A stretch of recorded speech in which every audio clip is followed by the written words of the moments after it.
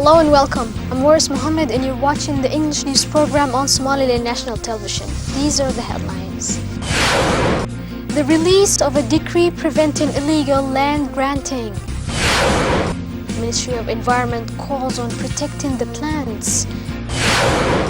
Taiwan warns of possible terrorist attack in Beijing.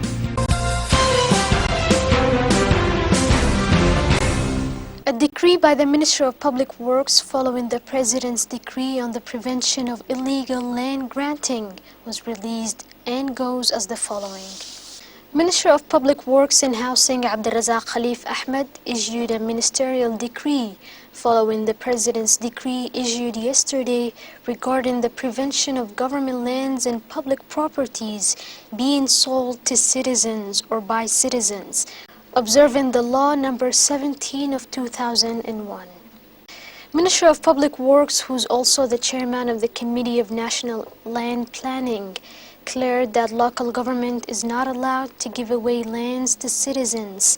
These articles clearly state that granting lands to citizens illegally is forbidden, according to the Articles 3, 4, and 5 of Law 17 of 2001.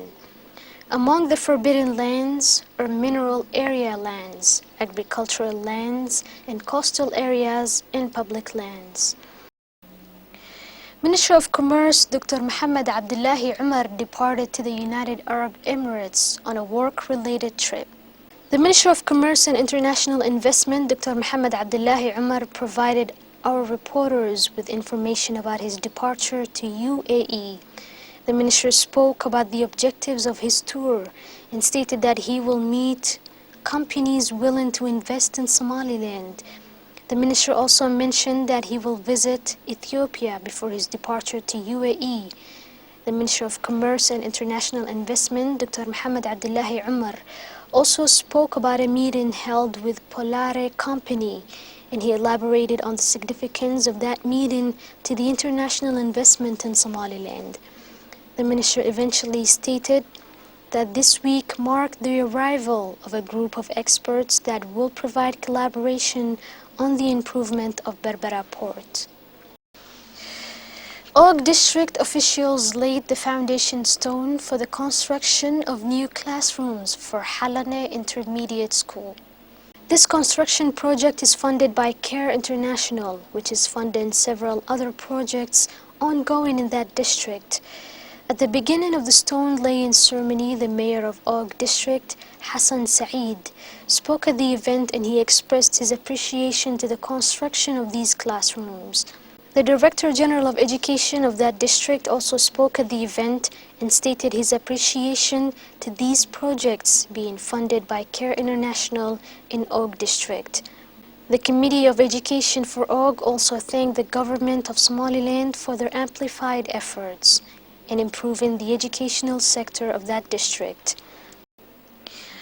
Regional coordinator and representatives from the Ministry of Environment took a tour to Dar es Salaam district to raise awareness on the importance of protecting the plants.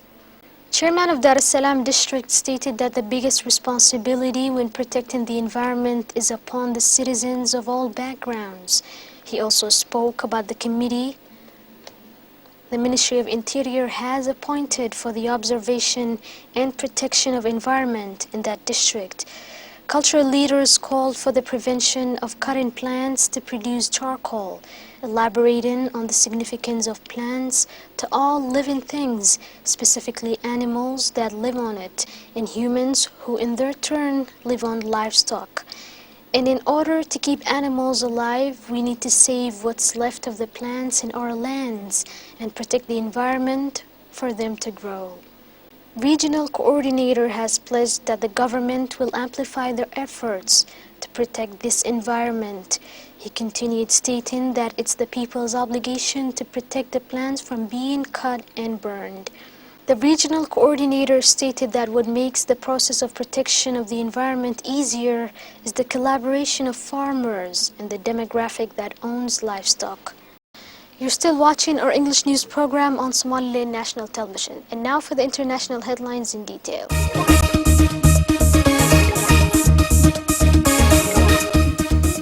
Taiwan authorities have said they received information about a possible terrorist attack on Beijing's airport just 4 days before the Malaysian flight disappeared.